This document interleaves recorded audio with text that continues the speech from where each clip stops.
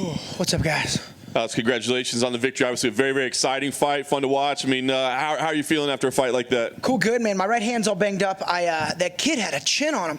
You know, I thought him being tall with a big head would be for a big target. And no offense to the guy, but man, and we watched a lot of his fights this week in the room, and we saw him get cracked with some big ones. But you know, I'm like, I can punch harder than those guys.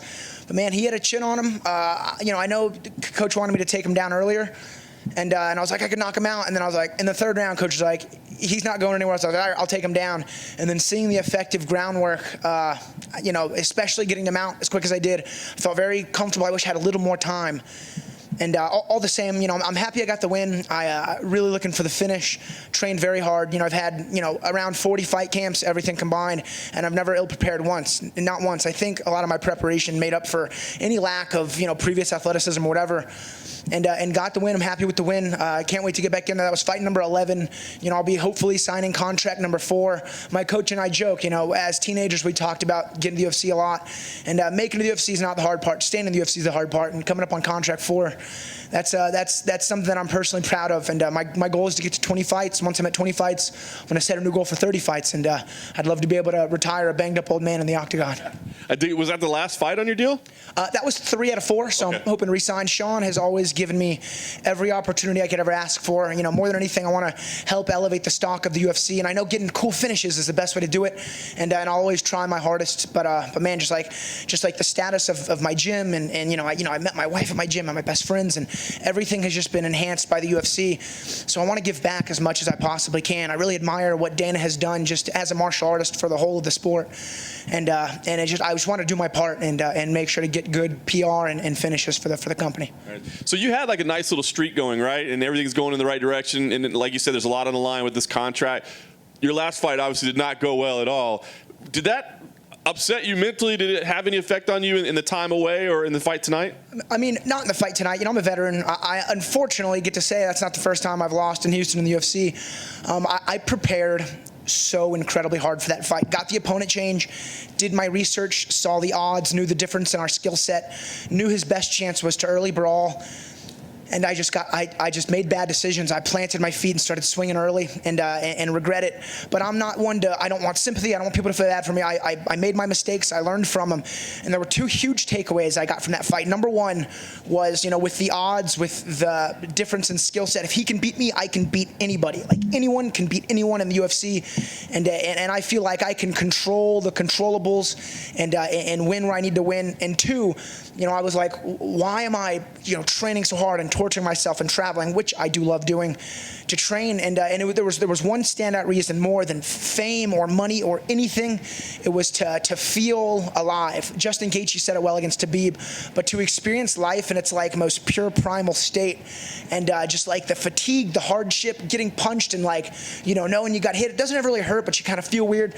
My hands all banged up from punching the guy, you know, getting hit and bleeding and punching the guy and seeing him bleed. It's just such a cool feeling, and it can't be replicated anywhere, not in training. You know, I've never been in a street fight, but I know that's a more sinister feel.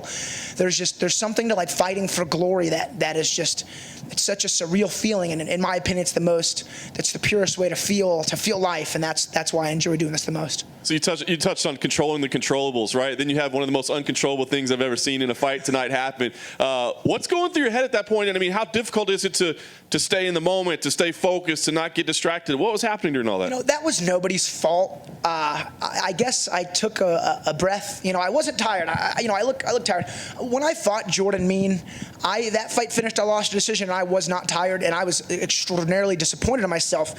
So like, if I'm not getting tired going in the 3rd round, then I have not fought hard enough. I mean, I had like fight fatigue going, but I could have fought another 2 rounds if I had to, and that was certainly strange. You know, what's funny is I brought a backup mouthpiece, but it's at the hotel. So I mean, I don't know. That was a weird one. I was like, I don't know. Didn't know what to think. First time I've had experienced that before. Nice. Well, again, this was a big win for you. Very impressive performance. So the last thing for me, what's next? What's the plan from here? I mean, obviously there was quite a lengthy layoff between fights this time around. What's the plan moving forward? Yeah, you know what? during lockdown, I've been teaching at my gym, in Houston, in the Woodlands, since I was a teenager. I've been training there for 14 years, been teaching there for 8 years, owned it for 6 years, and my life's work almost was taken away. I mean, the lockdown almost put us out of business. So my main focus, for the primary part of this year, for the stock of the year, was to make sure the gym stays afloat. Business picked back up. Thankfully, being in Texas, we had a bit more freedom. And then, Sean had sent me an email. It was a random email. He's like, hey, I got Rhys McKee for you. I was like, Sean, thank you. I'll take it. And I'd like to fight early next year, late Q1, Q2. But again, I was saying in the last interview, I appreciate the opportunities Sean Shelby has given me. I think he appreciates the way I fight. I really want to freaking finish, but whatever, those will come. But I just hope he and Dana know that I'm very grateful for the opportunities, and just being in the UFC is so awesome. I want to give back as much as I can, and I felt like that was a fun fight. I know I cracked the dude with some big shots. I want to go back and watch it.